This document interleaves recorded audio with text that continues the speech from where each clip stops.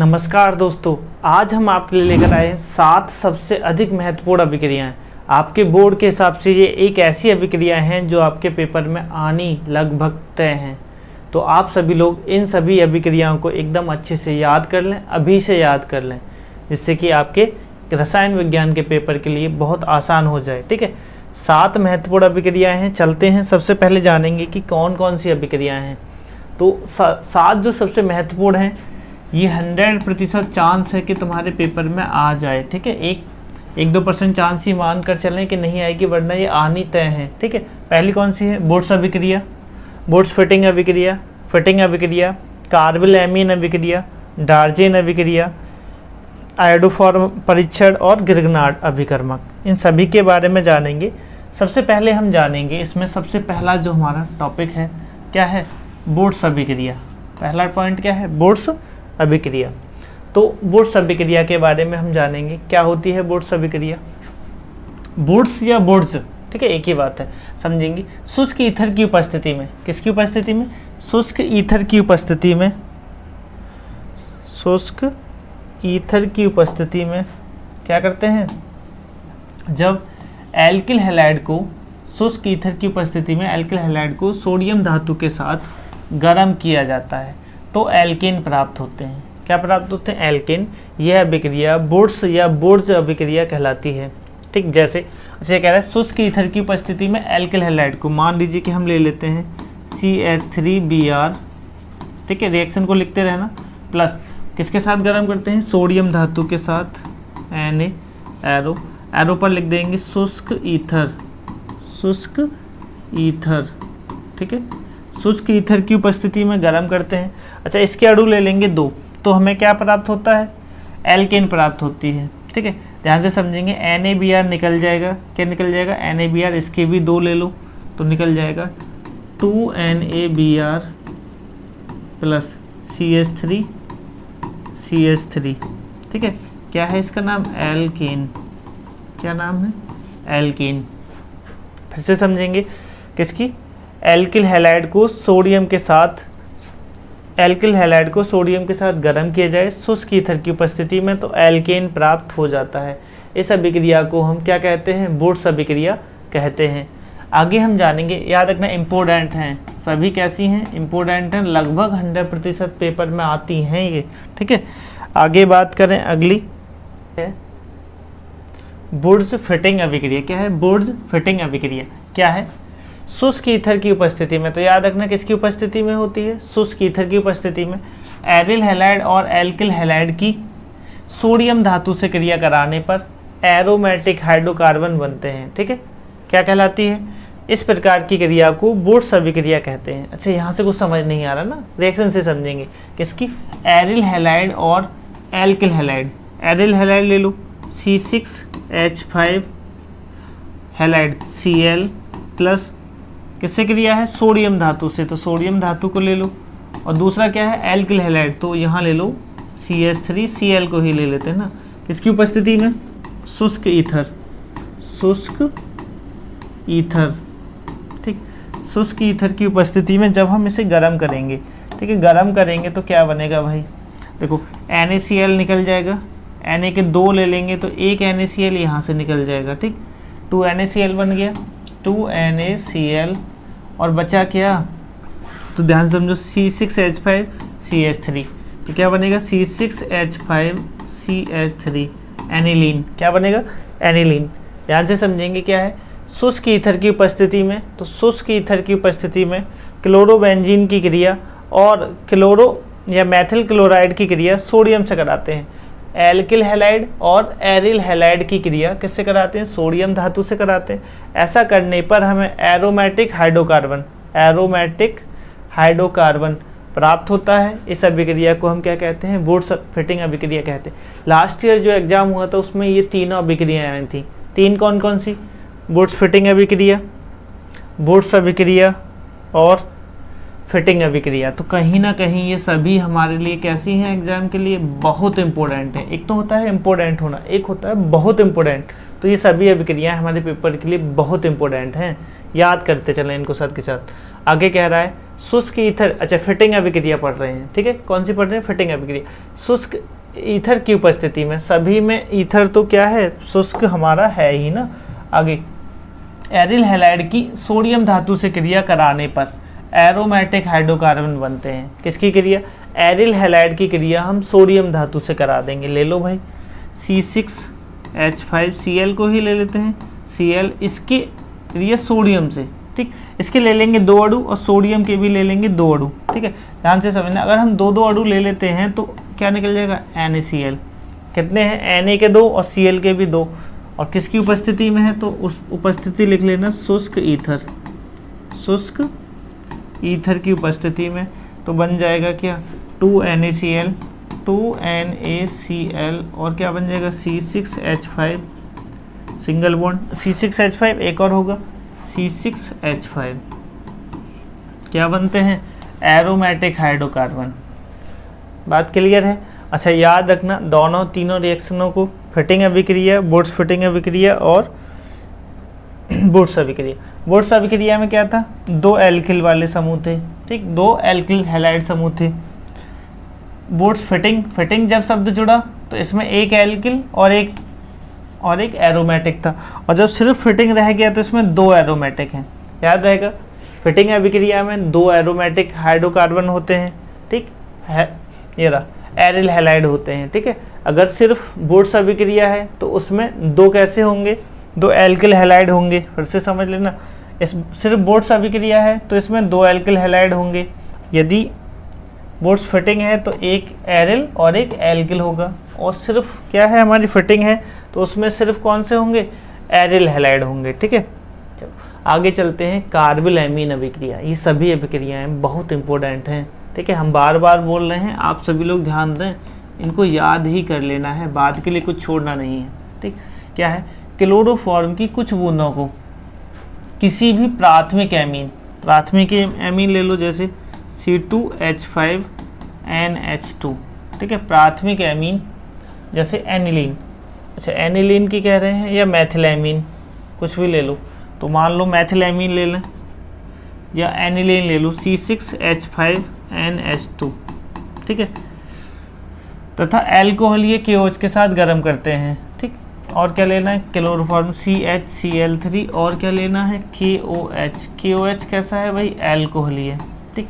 गर्म करने पर तीव्र दुर्गंध युक्त आइसोसाइनाइड, एथिल आइसोसाइनाइड, याद रखना क्या प्राप्त होता है, एथिल, या अभी एथिल मत लिखो ना, यहीं रहने दो, आइसोसाइनाइड प्राप्त होता है या कार्बिल एमीन बनता है। यह प्राथमिक एमीन समूह का परीक्षण है, इसलिए इसे क्या कहते हैं, आइसोसाइनाइड परीक्षण भी कहा जाता है। बहुत ध्यान से समझना, ये कह रहे हैं क्लोरोफॉर्म की कुछ बूंद ली, क्लोरोफॉर्म की क्या की हमने, कुछ बूंदें ले ली हैं। क्लोरोफॉर्म की कुछ बूंदों को किसी भी प्राथमिक एमीन, जैसे एनिलीन ले लिया हमने, एनिलीन और किसके साथ, एल्कोहल KOH के साथ गर्म करते हैं। अच्छा इसको गर्म करो भाई, क्या करेंगे जब हम इसे गर्म करेंगे तो एक ऑप्शन तो ये है कि KCl निकाल दें, क्या बना दें भाई, KCl बन जाएगा, लिखते चलो KCl, 3 है तो 3 लिख देना ना, 3 है तो 3 लिख देना। अच्छा 3 O के हैं तो 3 H2O भी बन जाएंगे, ठीक है। जब 3 H2O बन जाएंगे तो 6 H निकल गए, देखो 3 H, चौथा H, 5 है, तो बचेगा क्या, C6H5NC, क्या बनेगा, C6H5NC, एथिल आइसो, अच्छा एथिल नहीं आएगा, फेनिल आइसोसाइनाइड, ठीक है, क्योंकि C6H5 है। बात करें दूसरी रिएक्शन, यदि हम मैथिल एमीन से करा देते क्रिया, अच्छा ये क्या लिया था, एनिलीन, अगर हम मैथिल एमीन से कराते तो क्या बनता, देखो ध्यान से समझना, CH3NH2 plus CHCl3 plus 3KOH, ठीक है, एरो सेम ही रहेगा, क्या बनेगा, इसको समझ लेना, KCl निकल जाएगा, ठीक है, यहाँ से समझ चलना, 3KCl, और O के देखो भाई 3 है तो 3H2O, ठीक, H को गिन लो, 6 H यूज हुए हैं तो देखो 3 और 4 और 2 6, तो बचा क्या, CH3NC मैथिल आइसोसाइनाइड, ठीक, इसका नाम फेनिल आइसोसाइनाइड, ठीक। और साइनाइड कब होता है, जब CN लिखा होता है ना। उम्मीद करते हैं कि इसको सीख गए होंगे। क्या है कि यदि हम किसकी क्रिया, क्लोरोफॉर्म की उपस्थिति में या क्लोरोफॉर्म की कुछ बूंदों की क्रिया किससे, एनिलीन और अल्कोहलिक KOH से करा दें या फिर मैथिलएमीन और KOH से करा दें, तो हमें एथिल आइसोसाइनाइड की दुर्गंध प्राप्त होती है। बहुत इसमें से दुर्गंध आती है, याद रखना, तीव्र दुर्गंध युक्त पदार्थ है कौन, आइसोसाइनाइड। ठीक है, इससे क्या होता है, एमीनों का परीक्षण भी होता है, इसलिए इसे आइसोसाइनाइड परीक्षण भी कहा जाता है। सारी बातें समझ में आ रही हैं। चलो आगे चलते हैं। डार्जेन अभिक्रिया क्या है, डार्जेन अभिक्रिया इंपॉर्टेंट है, हर साल पेपर में ये आनी है, लगभग फिक्स है। ये कह रहा है जब पिरीडीन की अल्प मात्रा की उपस्थिति में प्राथमिक अल्कोहल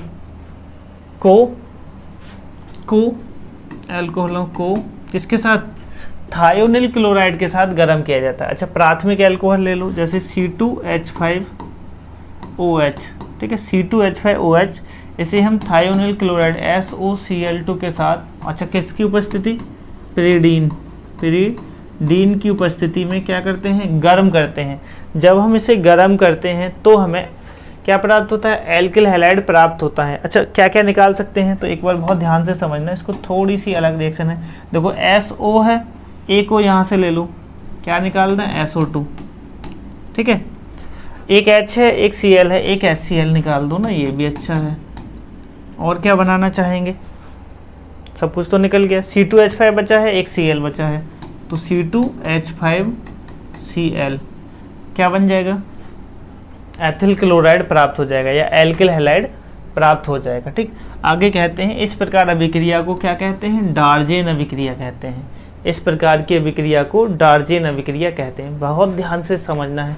पिरीडीन की उपस्थिति में किसकी क्रिया, थायोनिल क्लोराइड की क्रिया प्राथमिक अल्कोहल से कराते हैं। ऐसे अल्कोहल जिनमें एक OH लगा हो, प्राथमिक अल्कोहल से कराते हैं, तो हमें क्या प्राप्त हो जाता है, एल्किल हैलाइड प्राप्त हो जाते हैं। ठीक है, चलते हैं आगे। आयोडोफॉर्म परीक्षण। आयोडोफॉर्म परीक्षण में क्या है, एथिल अल्कोहल, एसिटाल्डिहाइड या किसी मैथिल कीटोन को हैलोजन तथा क्षार के साथ गर्म करने पर आयोडोफॉर्म बनता है। इस प्रकार की क्रिया को आयोडोफॉर्म क्रिया कहते हैं। कहने का मतलब ये है कि आप इसमें से एथिल अल्कोहल को ले लो, एथिल अल्कोहल की क्रिया C2H5OH, एथिल अल्कोहल की क्रिया आयोडीन मतलब हैलोजन और किसके साथ, क्षार के साथ, KOH के साथ, इसे क्या करें, गर्म करें। क्या करते हैं, गरम जब हम इसको करेंगे तो क्या प्राप्त होगा, ठीक है, ध्यान से समझना। कितने लेने हैं, KI बन जाएगा, क्या बन जाएगा, एक तो KI प्राप्त हो जाएगा, ठीक है, इसके 4 ले लो और इसके 6 ले लो ना। अच्छा, कितने KI बन जाएंगे, एक प्राप्त हो जाएगा CHI3, इसी का नाम तो है हेलोफॉर्म। क्या नाम है इसका नाम, हेलोफॉर्म। हेलोफॉर्म में भी क्या नाम है, आयोडोफॉर्म। क्या नाम है, आयोडोफॉर्म, इसी का नाम है ना। अच्छा, दूध और क्या बन जाएगा, 3 यहाँ 5 यहाँ, तो 5 KI प्लस SCOONA की वजह क्या आएगा,